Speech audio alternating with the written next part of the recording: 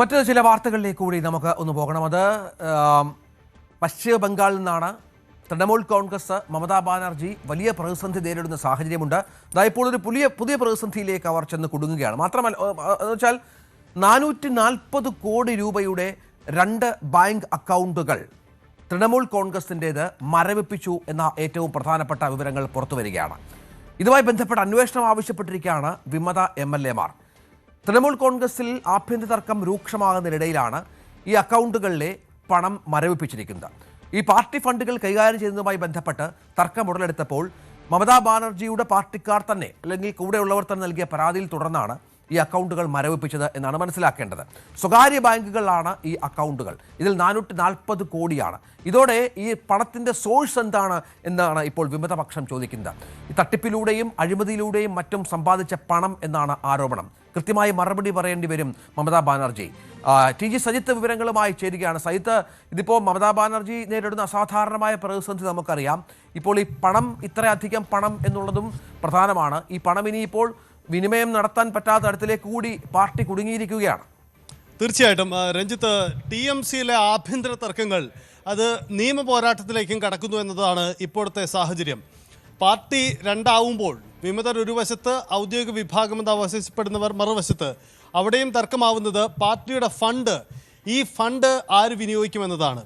ആദ്യം തന്നെ ഇത് സംബന്ധിച്ച ആശങ്ക ഉണ്ടായിരുന്നത് മമതാ ബാനർജിക്കൊപ്പം നിൽക്കുന്ന അവരുടെ വിശ്വസ്തർക്ക് തന്നെയാണ്. കാരണം പാർട്ടിയുടെ ഫണ്ട് അത് മിസ്യൂസ് ചെയ്യപ്പെടും, അത് വിമതർ കൈവശം വയ്ക്കുമോ, അവർ തട്ടിയെടുക്കുമോ എന്ന ആശങ്ക അവർക്കുണ്ടായിരുന്നു.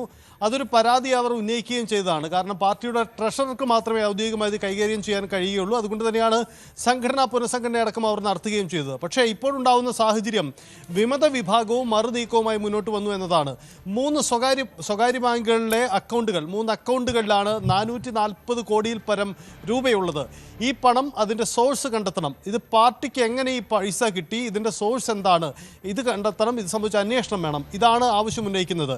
എന്തായാലും തർക്കം ഇരു ഭാഗത്തു നിന്നും ഉണ്ടായതോടുകൂടി അക്കൗണ്ട് ഫ്രീസ് ചെയ്യപ്പെട്ടിരിക്കുകയാണ്. അക്കൗണ്ടിൽ നിന്ന് പണം പിൻവലിക്കൽ ഇനി സാധ്യമല്ല ഒരു പക്ഷത്തിനും. അതേസമയം അക്കൗണ്ടിലേക്ക് പണം നിക്ഷേപിക്കുന്നതിന് തടസ്സവുമില്ല. ഈ രീതിയിലേക്ക് പോവുകയാണ്. അപ്പോൾ പാർട്ടി പിളരുമ്പോൾ ഈ പണത്തിന്, പാർട്ടിയുടെ സ്വത്തിന് ആര് ഉത്തരവാദി, അവകാശമാർക്ക് എന്ന തർക്കം കോടതി കയറാൻ പോകുന്നു എന്നതാണ് സാഹചര്യം. മമതാ ബാനർജി അവരുടെ വിശ്വസ്ത ഇടങ്ങളിൽ നിന്ന് പോലും തിരിച്ചടി നേരിട്ട് സംഘടന വലിയ രീതിയിൽ നഷ്ടം നേരിട്ട് നിലനിൽക്കുമ്പോഴാണ് പാർട്ടിയുടെ സ്വത്തുക്കളും ഈ രീതിയിൽ പ്രതിസന്ധിയിൽപ്പെടുന്നത് എന്നതാണ് സാഹചര്യം. വിമത വിഭാഗത്തിൻ്റെ നേതാവ് ഋതപ്രതാപ് ബാനർജിയാണ്. അദ്ദേഹത്തോട് അടുത്ത് നിൽക്കുന്ന വൃത്തങ്ങളാണ് ഇത് സംബന്ധിച്ച അന്വേഷണം ആവശ്യപ്പെട്ടുകൊണ്ട് രംഗത്തിറങ്ങുന്നത്. ഇതിനിടയിൽ മമതയുടെ വിശ്വസ്തർക്കിടയിലും തർക്കമുണ്ടായിട്ടുണ്ട്. പാർട്ടിയുടെ ട്രഷററാണ് ഈ ഫണ്ട് മിസ്യൂസ് ചെയ്യപ്പെടുമോ എന്ന ആശങ്ക ഉന്നയിച്ചതെങ്കിൽ കൂടി മമതയുടെ വാദം ഇപ്പോൾ ഇങ്ങനെയാണ്: പാർട്ടിയുടെ ട്രഷറെ തന്നെ മാറ്റിയിരിക്കുകയാണ്, മറ്റൊരാളെ മാറ്റുക. കാരണം ഇയാളും വിമത വിഭാഗത്തിനൊപ്പം പോകുമോ എന്ന ഭയമാണ് മമതയ്ക്ക് മുന്നിലുള്ളത്. അതുകൊണ്ട് അസാധാരണമായ പ്രതിസന്ധിയിലേക്ക് കടക്കുന്നു എന്നതാണ്.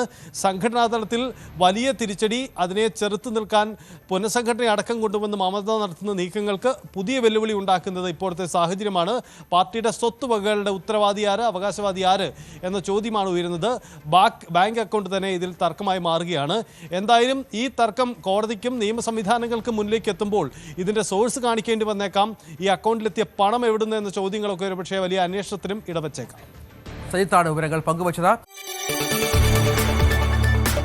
കൂടുതൽ വാർത്തകൾക്ക് News 18 Keralam YouTube channel subscribe ചെയ്യുക.